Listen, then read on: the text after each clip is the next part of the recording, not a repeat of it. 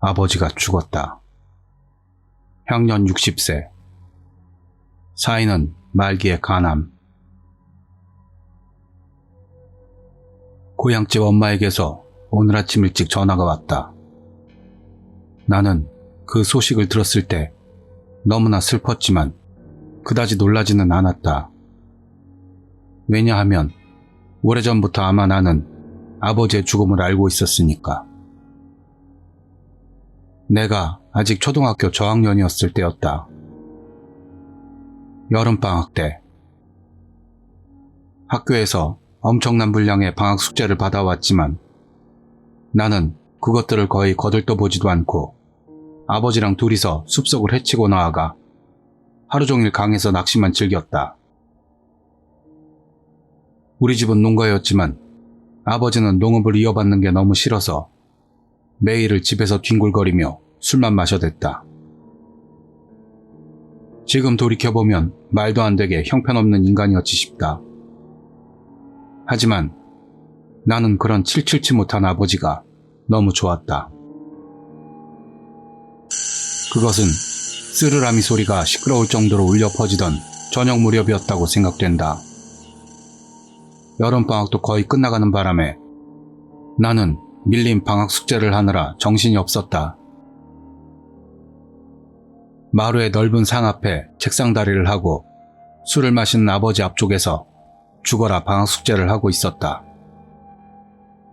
낮부터 굉장히 더워서 아버지랑 나는 러닝 셔츠에 팬티바람이었다. 문들을 활짝 열어놓은 상태라 저녁 무렵의 햇빛이 다다미와 세간살이 그리고 아버지 얼굴을 선명하게 주홍색으로 물들이고 있었다. 문 바깥쪽으로는 툇마루가 있고 그 뒤로 정원수, 그 뒤로는 울타리가 쳐져 있다. 그런데 갑자기 아버지가 마당 쪽을 보면서 야, 다카시, 저기 누가 있어? 라고 말한다. 나는 서둘러 뒤를 돌아본다. 넓은 마당 한가운데 근처에는 커다란 감나무가 있었는데 그 뒤에 있는 울타리 너머로 어깨에서 위로만 나와 있는 검은 사람 그림자가 아지랑이처럼 흔들거리며 움직이는 게 확실히 보인다. 저녁 햇살에 눈이 부셔서 손으로 가리며 쳐다봤지만 어느새인지 사라져 있었다. 그리고 잠시 후 불단 앞에 놓여있던 검은 전화가 갑자기 울린다.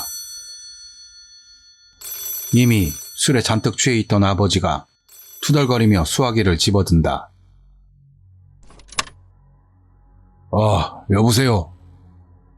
에? 당신 누구슈? 아버지는 뭔가 분간이 안 간다는 듯이 더듬거리다 갑자기 화가 난 목소리로 바뀐다. 뭐? 당신 도대체 무슨 원한으로 그런 말을 하는 거야? 술? 난 누가 뭐래도 술은 안 끊어! 집어던지듯 수화기를 내려놓고 큰 소리로 분노하면서 아버지는 다시 책상다리를 하더니 술병을 들고 단숨에 비워버린다.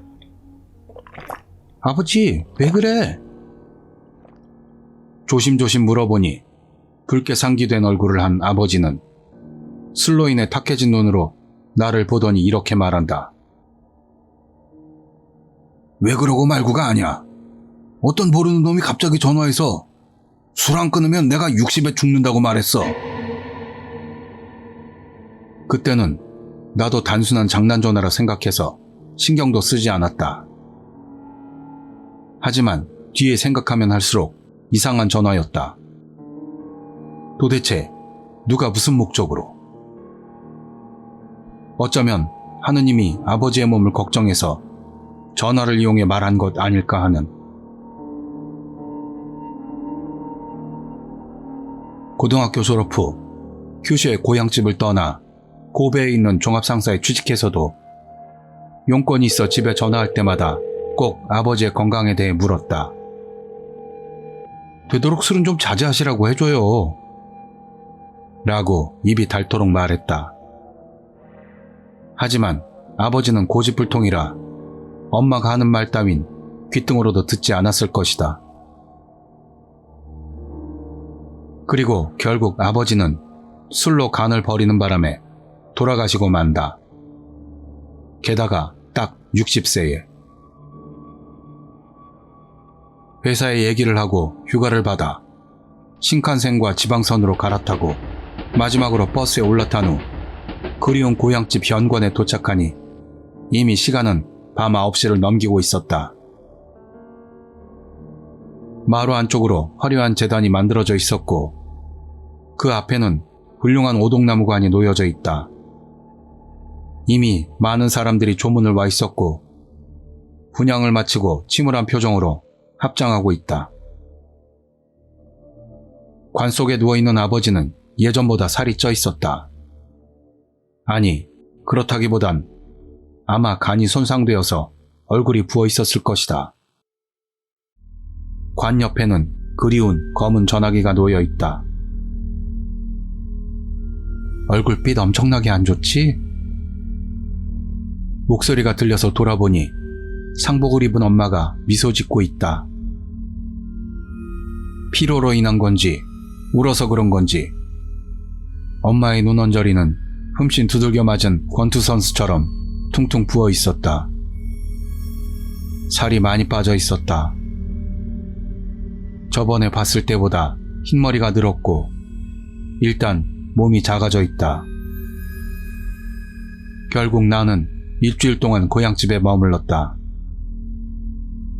가업인 농가를 이은 형과 나와 엄마 셋은 장례를 모두 치르고 그 외에 자잘한 일들을 처리한 후 간신히 모든 것을 마쳤다. 다음 날부터 업무 복귀를 해야 했으므로 점심을 먹고 나서 고향집을 나선다. 신칸센으로 신고베역에 도착했을 때는 딱 오후 4시였다. 그 후 나는 지방선으로 갈아타고 의자에 앉아서 창문으로 바다를 바라보다가 피로로 인해 잠이 쏟아진다. 열차의 규칙적이고 기분 좋은 흔들림 덕분에 엄습해오는 잠으로 나도 모르게 꾸벅꾸벅 졸기 시작했을 때였다. 금속이 부딪히는 둔탁한 소리가 나더니 열차가 크게 흔들린다. 다음 순간 차 안이 정전이라도 된 건지 암흑이 된다. 그러더니 열차는 천천히 속도를 늦추기 시작한다. 사고라도 났나? 고개를 돌려 창밖을 바라보다가 나는 갑자기 어? 하고 목소리가 나온다. 네모난 창문은 모두 하얀 안개로 뒤덮여 조금 전까지 보이던 해안선이 완전히 사라져 있다. 이게 도대체 뭔 일이야? 혼란한 상태로 의자에 앉아있자 다시 차량은 크게 흔들리더니 이윽고 정지한다. 그것과 동시에 공기가 빠지는 큰 소리가 나며 차량의 문이 천천히 열리고 있다. 안내방송도 없이 정적만이 차 안을 지배한다. 나는 일어나서 입구 근처까지 가서 빼꼼 바깥을 내다본다. 그곳은 작은 역이었다. 길이가 겨우 10m 정도밖에 되지 않는 작은 역을 새하얀 안개가 뱀처럼 구불거리며 떠돌고 있다. 눈을 들어보니 하늘은 이상한 황금색의 구름으로 덮여 있다. 조심조심 역으로 내려서서 천천히 걷기 시작한다. 왼쪽으로 계단이 있어서 내려가니 정면에 개찰구가 있다. 자동 개찰구는 아니었고 옛날식 개찰구였다. 하지만 인기척은 없다. 개찰구를 빠져나오니 안개 속으로 좁은 길이 좌우로 펼쳐져 있어서 나도 모르게 오른쪽을 골라 걷기 시작한다. 새하얀 안개가 꿈틀대는 좁은 골목길의 양측에는 어른 키많은 울타리가 계속되고 있다. 잠시 걷자 막다른 곳이 나오고 왼쪽에는 사각의 공중전화 부스가 괴상한 빛을 내뿜고 있다. 문득 반대 방향을 바라보니 울타리 너머로 커다란 감나무가 있다. 어쩐지 그리운 기분이 들어 그 감나무 옆까지 걸어가 멋진 가지를 쳐다보다가 잎사귀를 만져보는데 울타리 너머로 사람 소리가 들려온다. 나는 가지 너머로 몰래 살펴보다가 나도 모르게 아 하는 소리가 나온다. 거기에는 오래된 정원수가 펼쳐져 있었고 그 안으로 낡은 일본집에 툇마루가 있었다. 활짝 열어둔 장지문 안쪽으로는 다다미로 된 마루가 있었고 한가운데에 노인상을 사이에 두고 두 사람이 책상다리를 하고 앉아있다. 내 쪽을 향해 앉아있는 사람은 틀림없이 돌아가신 아버지였다.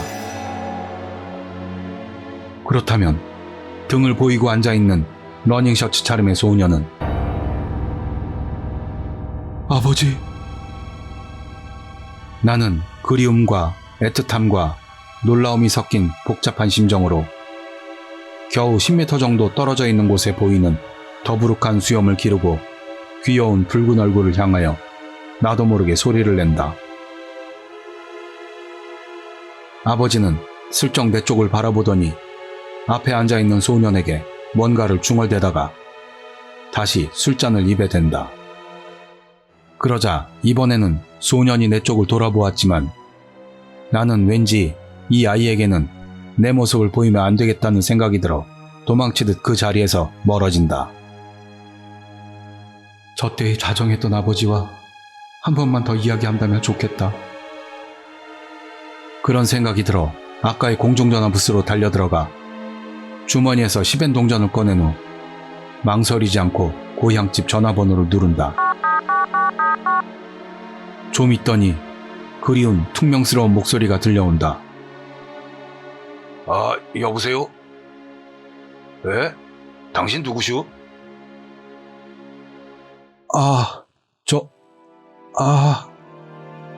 감정이 격해진 탓인가 말이 빨라지는 바람에 제대로 말을 할 수가 없다. 그 상태로 나는 무리라고 생각하면서도 필사적으로 얘기한다. 그러니까 이제 술 좀 그만 마셔요. 안 그러면 60에 죽는다고. 뭐? 당신 도대체 무슨 원한으로 그런 말을 하는 거야? 술? 난 누가 뭐래도 술은 안 끊어. 전화는 거기서 일방적으로 끊긴다. 멍하니 서있자 갑자기 공중전화 박스 밖에서부터 강렬한 빛이 쏟아져 들어오더니 박스 안이 온통 새하얗게 변한다. 너무나 눈이 부셔서 어지러워진 나는 그 자리에 주저앉아 그대로 정신을 잃어버린다.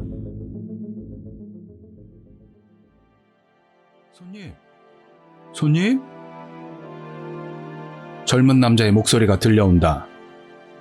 눈을 뜨니 눈앞에 제복 차림의 젊은 영무원이 서 있다. 손님, 여기 종점이라서요. 죄송하지만 내려주세요. 그 사람이 말한 대로 나는 일어서서 열린 열차문을 나와 플랫폼으로 내려선 후 아무도 없는 벤치에 털썩 주저앉는다. 어느새 밖은 어두워져 있었고 별들이 하늘에 박힌 보석처럼 밤하늘에 반짝이고 있다. 역시 꿈이었나 보네. 혼잣말을 하면서 한숨을 내쉬며 아무 생각 없이 상복주머니에 손을 넣자 뭔가가 손에 잡히는 것을 알았다. 뭐지? 그것을 꺼내서 확인한 순간 차가운 뭔가가 등줄기를 쓸고 내려가면서 심장고동이 빠르게 울리기 시작한다. 그러더니 왜 그런지 뜨거운 것이 계속해서 뺨을 따라 내려오며 내 얼굴을 적셔온다. 그것은 감나무 잎사귀 한 장이었다.